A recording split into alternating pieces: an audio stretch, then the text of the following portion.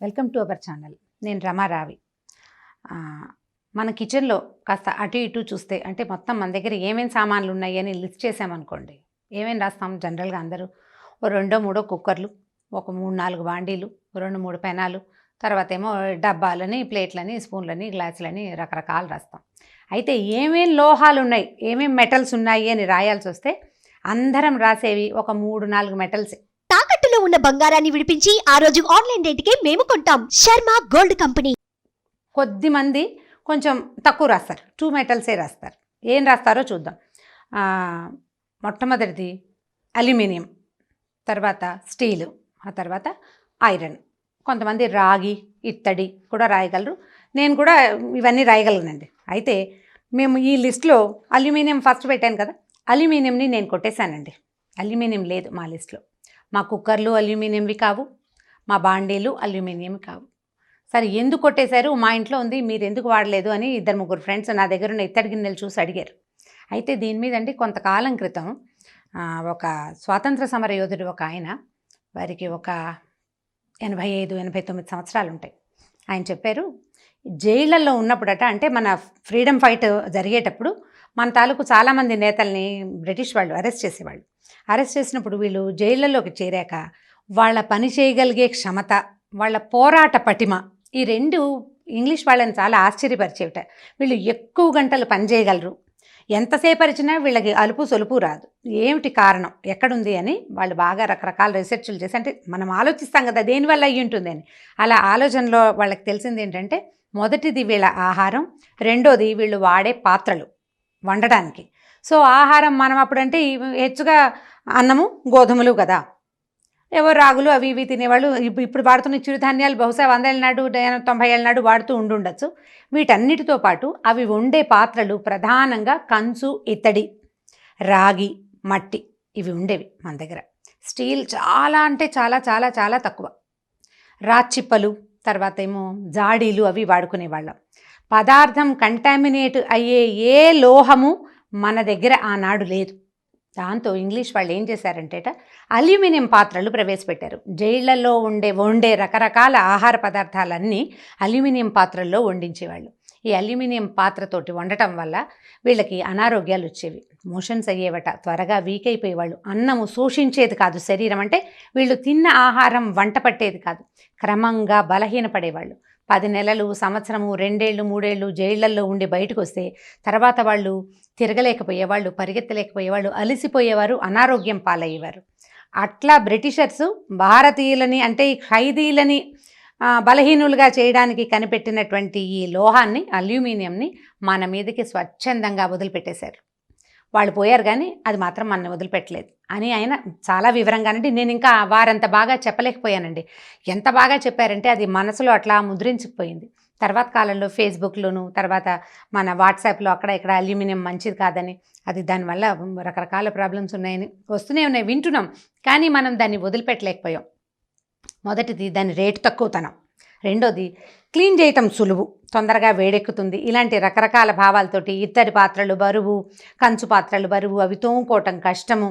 Aluminium అయితే సులువుగా తోమేసుకోవచ్చు కాబట్టి ఈజీగా పని అయిపోతుందని మనం ఈజీ గోయింగ్ కోసం అల్యూమినియంనే పట్టేసుకున్నాం. అందరి ఇళ్లల్లోనూ కుక్కర్లు ఉన్నాయండి. అన్నాలు వండే గిన్నెలు అందరి దగ్గర తెల్ల గిన్నెలే కనపడుతూ ఉండేవి. క్రమంగా కొంత అవేర్నెస్ వచ్చాక మార్చుకున్నారండి. నేను దాని మీద స్పష్టంగా ఈ 2 మాటలు చెప్పాలనుకుంటున్నాను అనమాట. కుక్కర్లో అన్నం వండద్దు. ఒకవేళ కుక్కర్లో అన్నం వండాల్సిందే మనం అని అనుకుంటే కనుక ఈ కుక్కర్ని స్టీల్ కుక్కర్గా మార్చుకోండి. ఇండాలియం కుక్కర్ని వదిలించేసుకోండి. ఇండాలియంలో వండద్దు, తినద్దు. ఎందుకంటేటండి, మనం ఒక అల్యూమినియం పాత్రను తెచ్చామనుకోండి, ఇవాళ ఒక 6 నెలల తర్వాత, ఇప్పుడు ఇది 275 గ్రాముల గిన్నెను తెస్తే 6 మంత్స్ తర్వాత అది కనీసం ఒక 15-18 గ్రాముల వెయిట్ని కోల్పోతుంది. ఈ కోల్పోయిన 15-18 గ్రాముల వెయిట్ ఎక్కడికి వెళ్ళింది? నిస్సందేహంగా మన పొట్టలోకే వెళ్ళింది. లోహాన్ని శరీరం శోషించుకోదండి, అంటే పీల్చుకోదు, శరీరం భాగాల్లో ఉండిపోతుంది. దానివల్ల కిడ్నీసు, లివరు, ప్యాంక్రియాసు, స్ప్లీను, ఇలా లోపల అవయవాలన్నీ దెబ్బతింటాయి. ఇదివరకంటే పాత రోజుల్లో మా అమ్మమ్మ వాళ్ళ ఇంట్లో తెల్లగిన్నెలే ఉన్నాయి, మా అమ్మమ్మ తాత పిడిరాళ్లలే ఉన్నారని మీరు ఎవరైనా చెప్పచ్చు. పిడిరాళ్లల్లే ఉండటానికి వాళ్ళకున్న రకరకాల పనులు చేసే విధానము, అంటే ఈ లోపలికి వెళ్ళిన లోహ పదార్థాలు ఆ టాక్సిన్స్ని రిలీజ్ చేసేయగలిగే క్షమత వాళ్ళ శరీర అవయవాలకంటే కొంతమంది సిస్టమ్స్లో ఉంటుంది. అండ్ వాళ్ళ ఆహారపు అలవాట్లు మిగిలినవి అండ్ వాళ్ళు పనిచేసే రకపు పద్ధతుల వల్ల కొంత పోవచ్చండి. కానీ మనకి పోదు. మనం పాతకాలం పద్ధతిలో తినడం లేదు, తాగట్లేదు, తిరగట్లేదు, పని చేయట్లేదు. మన పద్ధతులు మారిపోయినాయి. ఇప్పుడు అన్నెసెసరీగా ఈ లోహాన్ని అంటే మెటల్స్ని ఎందుకు మనం తీసుకోవాలి?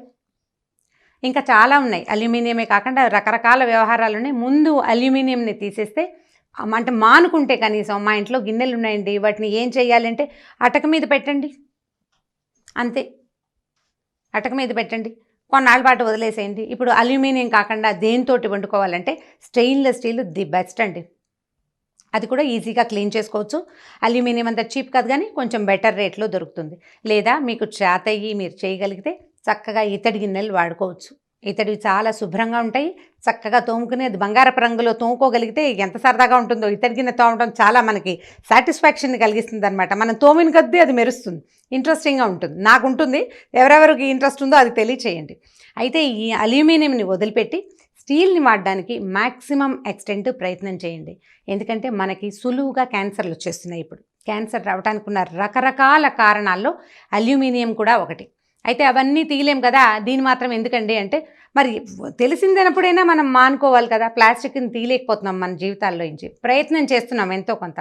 అల్యూమినియం విషయంలో స్త్రీలు ఖచ్చితంగా ఉంటే కనుక సింపుల్గా దాన్ని తీసేయచ్చు. సరే మనం ఇంట్లో వండమండి అల్యూమినియంతో, హోటల్కి వెళ్తాము, పెళ్ళిళ్ళకి వెళ్తాము, పార్టీస్కి వెళ్తాము, ఎవరింటికైనా వెళ్తాము, అన్ని చోట్ల అల్యూమినియమే ఉంటుంది. వాళ్ళు పెద్ద పెద్ద పాత్రలని అవే వాడుతున్నారంటే రోజు హోటల్కి వెళ్ళిపోం కదండి, రోజు వెళ్ళాం. వారానికి ఒకసారి లేదా నెలకు ఒకసారి లేదా 3 నెలలకి 6 నెలలకి వెళ్ళే బంగారు కొండలు కూడా ఉంటారు కదా. సో ఆ వెళ్ళినప్పుడు 6 నెలలకు ఒకసారి పర్వాలేదు. ఈ రోజు విషాన్ని తినే బదులు 6 మంత్స్కి ఎప్పుడైనా అంత తింటే నష్టం లేదు. కానీ ప్రతిరోజు అందులోనే మనం అన్నం వండుకుంటూ ఎంతో కొంత చిన్న ఎంజీ చాలా తక్కువ మిల్లీగ్రాముల్లో అయినా విషాహారాన్ని స్వీకరించడం కంటే మానేయటం బెటరు. ఒక 4 పాత్రలు ఉంటే ఆ 4 బదులు 4 స్టీల్ గిన్నెలు కొనుక్కోండి. 4 మార్చుకోలేము అని అనిపిస్తే కనుక ఒక్కొక్కటి మార్చండి, 1 by 1. స్టీల్ ఇది మన అల్యూమినియం కుక్కర్లలో అన్నం ఉండదు, విడిగా మామూలు కుక్కర్గా వాడుకోవచ్చు, గిన్నె పెట్టి వండుకోవచ్చు. ఒకవేళ మీరు గిన్నె పెట్టకుండా అల్యూమినియం చిన్న కుక్కర్లో పప్పు ఈజీగా అయిపోతుంది, కూరలు సులువుగా అయిపోతాయి. పెట్టేసి అంటే తాలింపేసి కూర వేసేసి 2 విజిల్స్ తెప్పిస్తే కూర మృదువుగా ఉడికిపోతుందని కుక్కర్లో కూర చేసుకుంటాం. నేను కూడా చేస్తాను. స్టీల్ కుక్కర్ని వాడుకోవడానికి ట్రై చేయండి, ఈజీగా ఉంటుంది. అయితే ఎట్ ఏ టైమ్ మనం ఇది మార్చగలమా లేదా అంటే కొంచెం ప్రయత్నం చేయండి. ఏదో ఒక ఖర్చు తగ్గించుకుని ఈ ఖర్చు మీదకి పెట్టి చూడండి. కుక్కర్లు మార్చేయండి. అల్యూమినియం వాటిలలో అన్నం వండటం కానీ, కూర చేయటం కానీ, సాంబార్లు పులుసులు చేయటం కానీ, పప్పు వండటం కానీ ఎంత మాత్రం సేఫ్ కాదండి. మీరు ఎంతో కొంత విషాన్ని పప్పుతోటి చక్కగా నెయ్యి వేసి రంగరించుకుని తింటున్నట్టే. ఈ విషాహార పదార్థాలు బోలెడున్నాయి మన దగ్గర. ముందు ప్రధానంగా ఉన్న అల్యూమినియంని మనం సులువుగా పక్కకు తప్పించగలిగే అవకాశం ఉన్నదాన్ని తీసి పక్కకు పెట్టండి. అంటే మా చిన్నప్పటి నుంచి మేము ఇందులోనే వండుకుంటున్నామండి అంటే ఒకసారి మన అమ్మమ్మ చిన్నప్పుడు గురించి ఆలోచిస్తే వాళ్ళు ఇందులో వండలేదనే సంగతి మనకు అర్థమవుతుంది.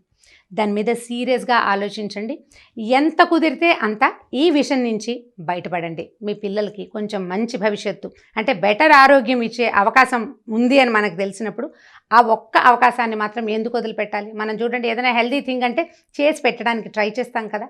మరి ఇప్పుడు అది అన్హెల్దీ, ఇది అనారోగ్యం, ఇది మంచిది కాదన్నప్పుడు మానేయడానికి కూడా అలాగే ప్రయత్నం చేయాలి. ప్రయత్నించి చూడండి ప్లీజ్. ఈ వీడియో కనుక మీకు నచ్చినట్లయితే లైక్ చేయండి, షేర్ చేయండి. మరిన్ని వీడియోస్ కోసం సుమన్ టీవీకి సబ్స్క్రైబ్ చేసుకోండి.